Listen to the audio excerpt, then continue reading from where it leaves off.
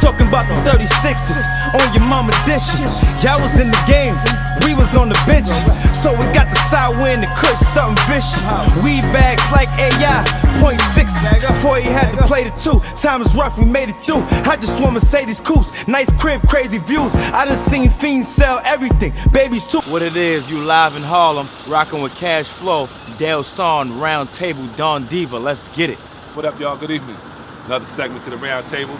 I'd like to introduce somebody that I ran across, up-and-coming young brother. I was very impressed with the things he was doing, so I had to invite him to the Round Table. And you know, you really can't get on the Round Table unless you have something special, unless you're about something. So I got my man Cash Flow from Harlem. Introduce yourself to the Round Table. They know what it is. If they don't know, they about to. Cash Flow, live in Harlem, rocking on the Round Table right now, man. Let's get it, man. All right, now, for those of you who've been following us and know what we're doing, what we really do is usually speak to guests that kind of have a certain background. But with this young man, my daughter put me on to him, to be perfectly honest.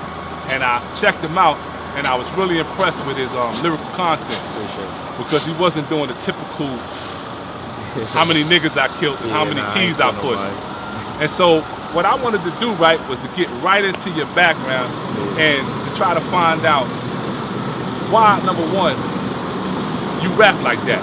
When everybody else was going right, you went left. What was that about? Because there's two sides to every story. Most dudes, where I'm from, when that life that's been glorified in music, families is broken apart from that. We all got an uncle, a father, a mom, somebody from that era that ain't here no more, behind bars.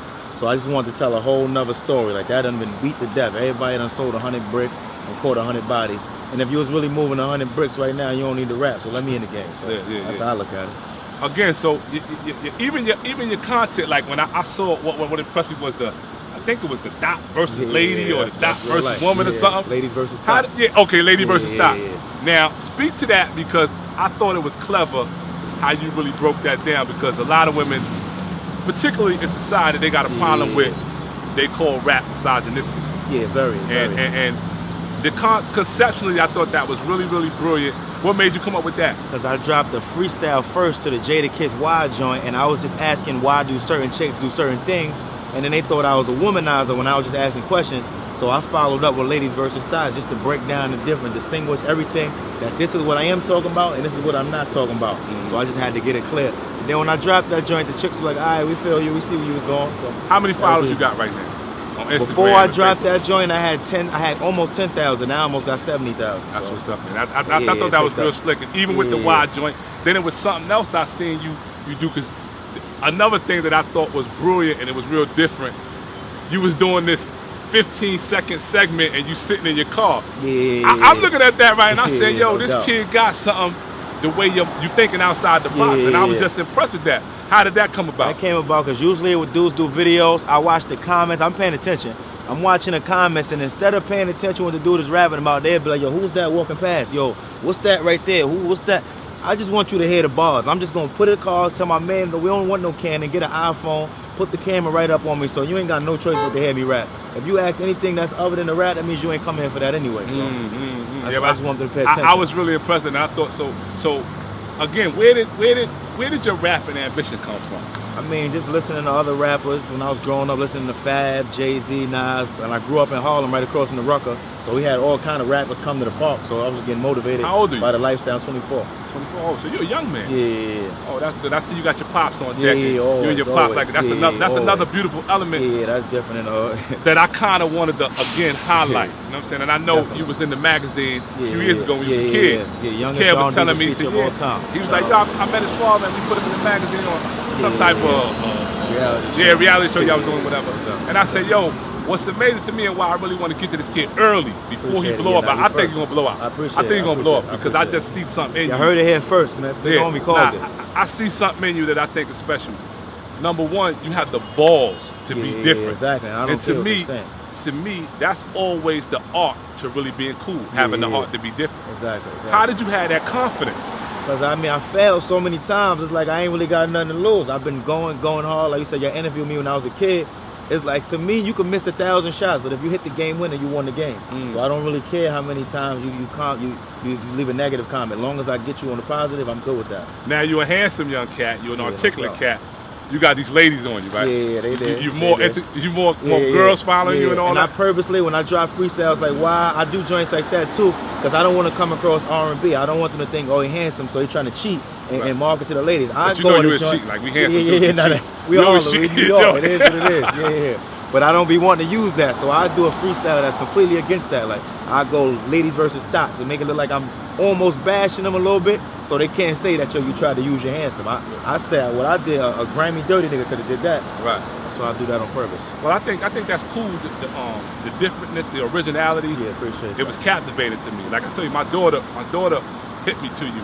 Yeah. And I'm always open to new talent and stuff like that. And the funny thing is, if you follow the Roundtainment, we don't really do the rappers, and I don't do the typical rap interview. Yeah, no doubt. I'm always trying to get behind the dude who has music or has a product, and I want to get into his mindset.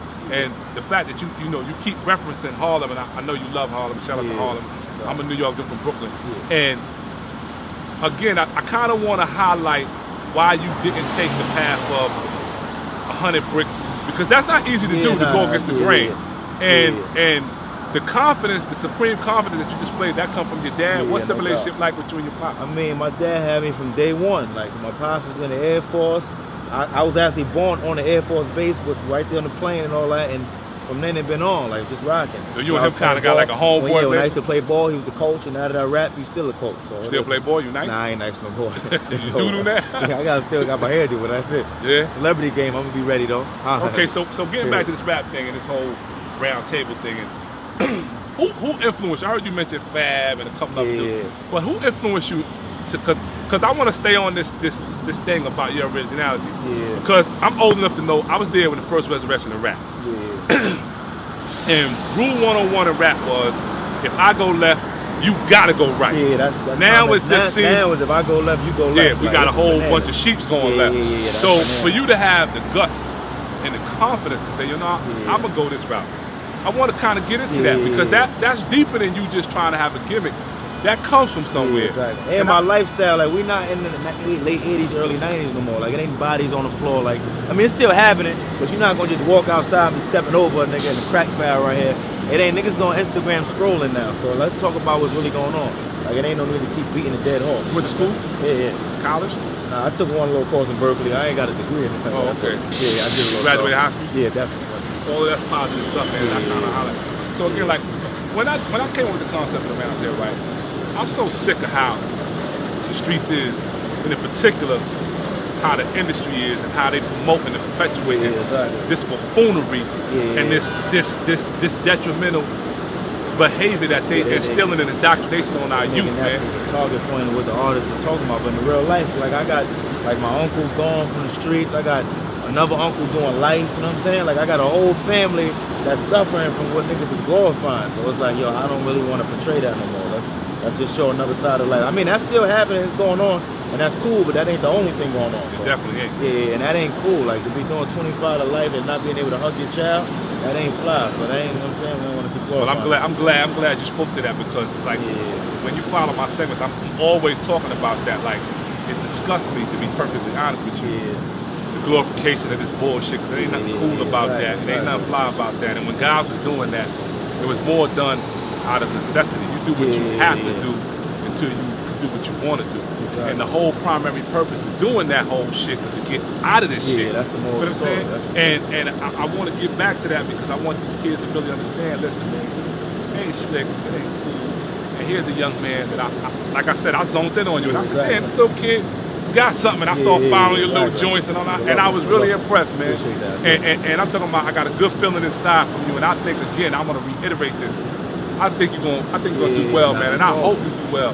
And anything that we can do in our power, we want to do that. That's why I'm out here in your hood in Harlem, right in front of the Con Club. Yo, I'm gonna let this go on record too. When I spoke to him, we were discussing where we gonna do the interview at. He said, wherever you want to do it at. You want to come to your hood or in your block, it don't even matter. Official. That's where it's at. Official. I want to show you in your element. I didn't want to take you out of your element, and I didn't want to put together. I don't do nothing that's front.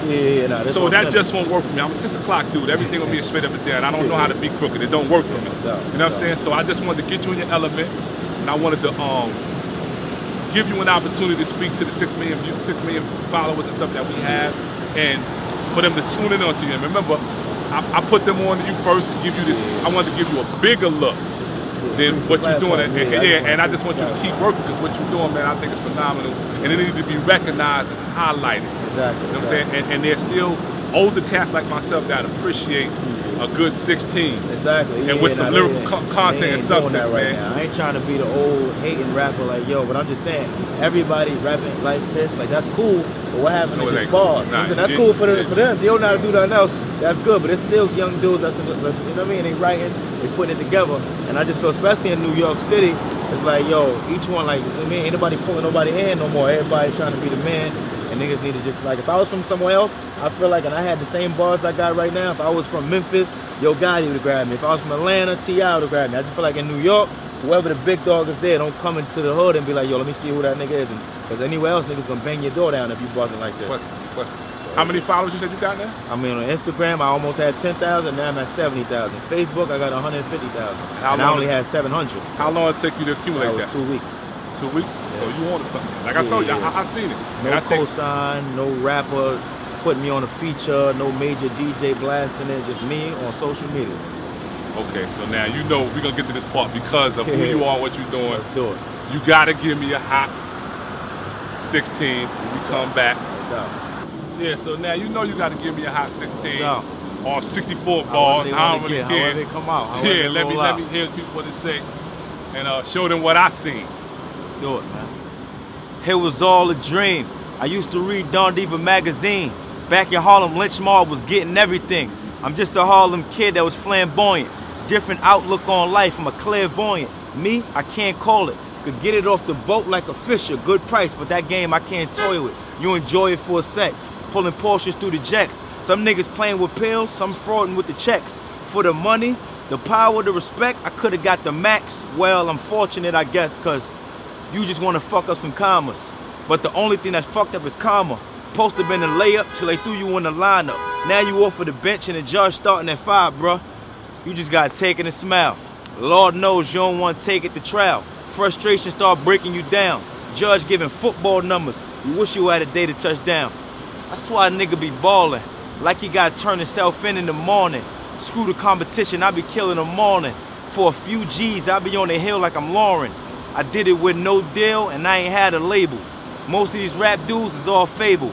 Like I said, these niggas sound fable. Cash flow, Don Diva, round table, one. There you go. Get the people your handles within contact. Listen, at Cashflow Harlem on the Instagram and on the Twitter. Cashflow Harlem on the Facebook. Rich Thoughts, Poor Habits, the mixtape on the way. Y'all stay tuned, I got y'all. One. And yeah. Cats escaping tax evasion. Didn't know shit is that amazing. I should have been flipped. This walking shit I'm making 10 split. Wishing we had 10 whips, but now we ride the N6.